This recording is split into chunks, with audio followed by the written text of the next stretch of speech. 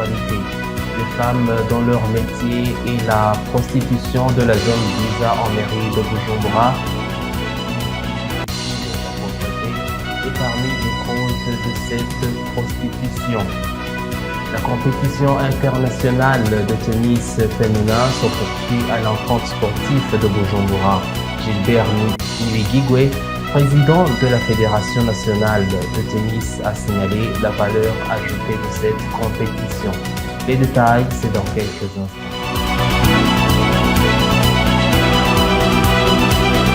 Bienvenue encore. Les femmes dans leur métier et la prostitution de la zone Giza en mairie de Bujumbura affirment qu'elles mènent une vie difficile. La pauvreté est parmi les causes de cette prostitution. Suivez-les. Je suis une prostituée. J'ai accouché d'un enfant à mes 13 ans après être violée pendant les insurrections. Et puis, à cause de la pauvreté que notre maman faisait face, tout en étant malade, je me suis directement lancée dans ce métier. C'est la seule solution que j'ai trouvée pour pouvoir nourrir mes enfants. Ici, on marchande avec les hommes qui viennent chercher nos services. Ils nous demandent combien de sous nous voulons. Nous demandons 3 000 ou 4 000 francs bout.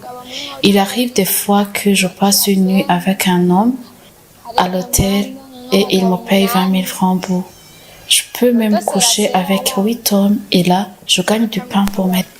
J'ai commencé à vivre à Nyakabiga en tant que domestique. Il y avait une maman qui m'a amenée de la campagne. J'ai travaillé chez elle pendant 2 mois, mais elle m'a juste payé 1 mois et m'a renvoyé. Je vivais dans la rue depuis ce moment et je suis devenue travailleuse de sexe. Nous dormions dans des jardins à Ruhiro. Des fois même, on nous frappait. Je me suis mariée après avoir mis au monde un enfant. Mon mari a commencé de me regarder du mauvais œil et il est parti me laissant seule avec mon enfant. Je n'avais nulle part où aller. J'ai vécu dans les rues, l'enfant a grandi. J'ai mis au monde un autre enfant. Moi et son père, nous vivons ensemble dans ces conditions. Il ne m'assiste plus, mais avant, il faisait ses tâches d'homme.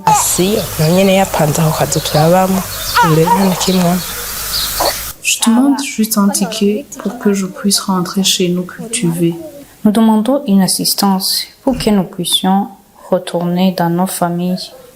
La compétition internationale de tennis féminin se poursuit à l'entente sportive de Bujumbura.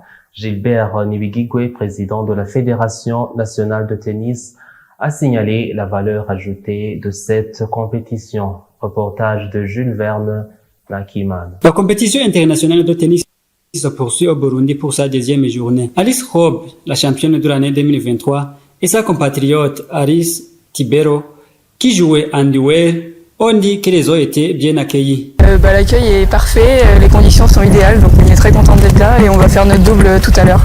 J'espère qu'on va bien jouer, s'amuser et puis passer le plus de tours possible pour rester là le plus longtemps possible. C'est agréable de jouer où il fait chaud.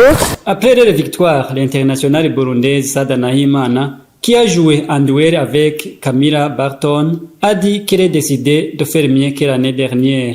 Pour moi, j'essaie de me concentrer un peu plus et de juste me libérer un peu mes coups et juste jouer parce que l'année dernière, j'ai beaucoup pensé et ça m'a pas aidé. C'est Gilbert Niwigigwe, le président de la Fédération nationale de tennis, parle de la valeur ajoutée de cette compétition pour le Burundi. La plus-value pour un pays d'organiser un tournoi pareil, elle est évidente.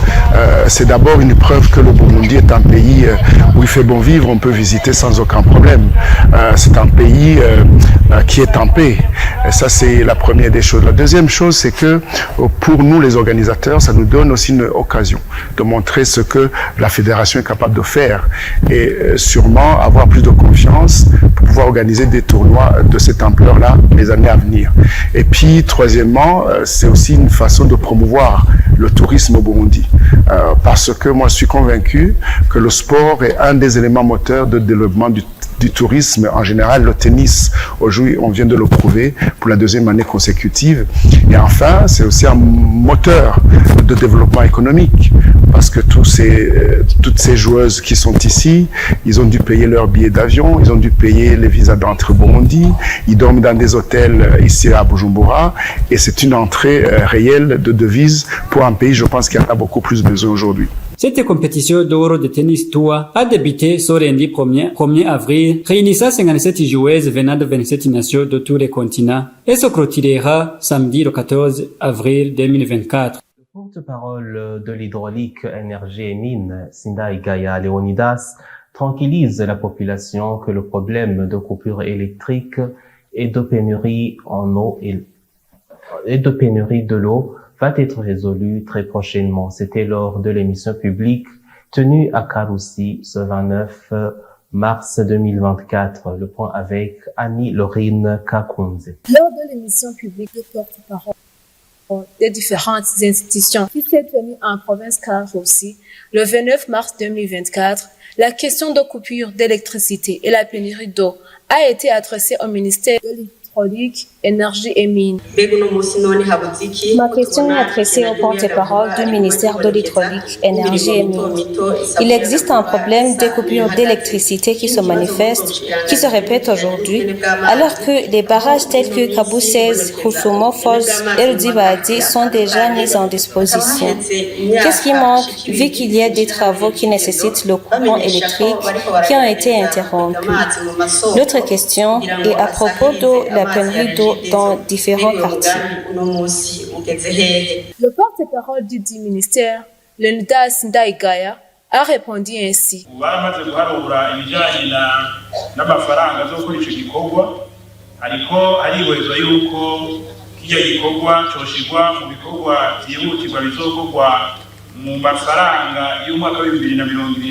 Le budget destiné à ce projet est déjà disponible. Ce projet est parmi les projets priorisés de l'année 2024-2025. Je tiens à informer que le projet d'extension du courant électrique dans différentes communes qui n'ont pas d'électricité est en cours. Ce projet a commencé dans les communes de la province de l'Italie. Ainsi, les poteaux de fils électriques seraient métalliques. Nous leur assurons que prochainement, le problème de coupure électrique sera résolu.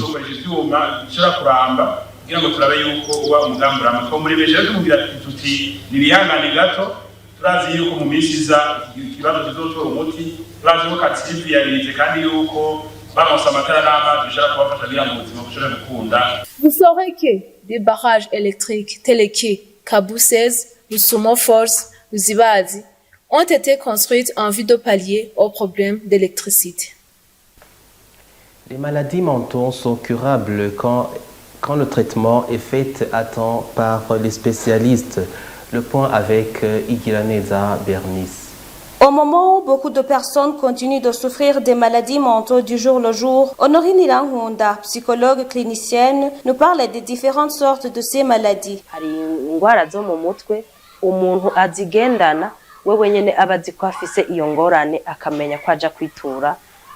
Il y a des troubles où quelqu'un est conscient qu'il est malade et cherche l'aide des médecins.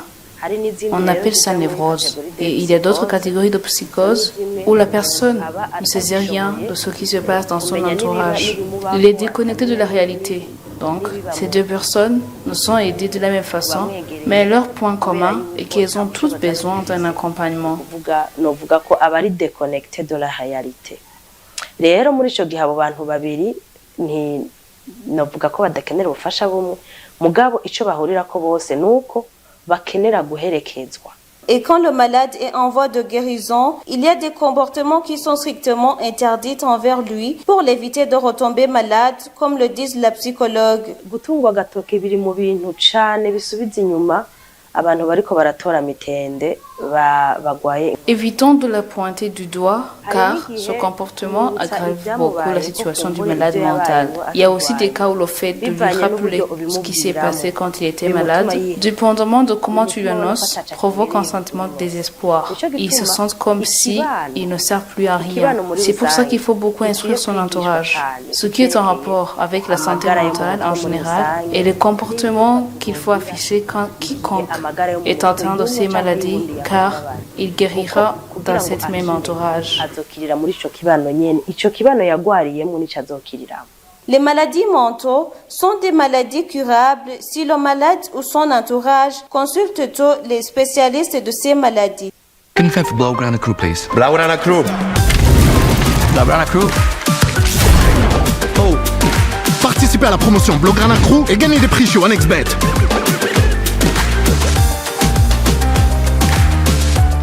Hello, can you have Blaugrana Crew, please? Blaugrana Crew. Blaugrana Crew. Blaugrana Crew.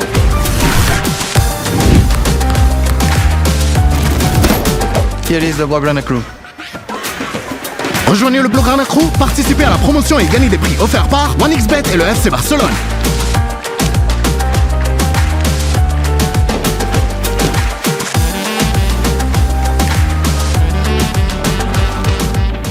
En mars, seulement avec Canal+. Je vois des choses que les autres ne voient pas. Oh, que c'est chaud! On en était sûr que ça allait mal se passer! Qui veut être avec le célibataire le plus séduisant? Elles vont toutes se jeter sur lui. Toute cette générosité, je peux le ressentir. 30 jours de festivités, 30 jours de spiritualité. Soyez éblouissants. Cinéma, sport, séries, documentaires et grands spectacles. 100% de toutes vos envies avec Canal+. Et à présent, suivez l'actualité internationale. À la une de l'actualité au Sénégal, prestation de serment du nouveau président sénégalais Bassirou Diomaye Faye ce mardi 10 avril 2024, qui devient officiellement le 5e président du pays. Bassirou Diomaye Faye, qui était il y a un peu plus de 2 semaines encore un candidat de l'opposition en prison, le candidat de substitution d'Ousmane Sonko, leader des patriotes africains du Sénégal pour le travail, l'éthique et la fraternité, Pastef en sigle, et qui a été élu dès les premiers tours de la présidentielle du 24 mars 2024, vient donc d'être investi 5e président de l'histoire de son pays.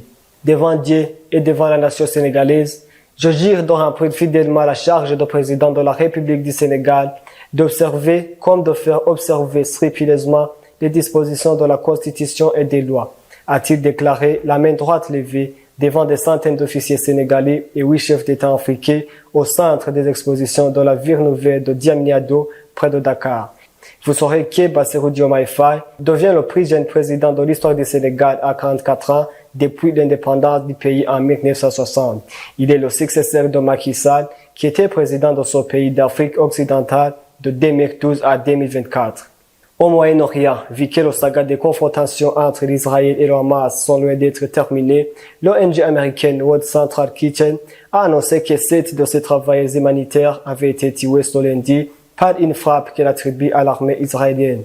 Parmi les victimes figurent des ressortissants d'Australie, de Pologne, du Royaume-Uni, un citoyen ayant la double nationalité américaine et canadienne, ainsi qu'une personne palestinienne, explique-t-elle. Selon elle, ces humanitaires ont été tués alors qu'ils livraient de la nourriture à Gaza. Le célèbre et médiatique chef José Andrés a déclaré sur le réseau social X que le gouvernement israélien devait mettre fin à cette façon de tuer à l'aveugle.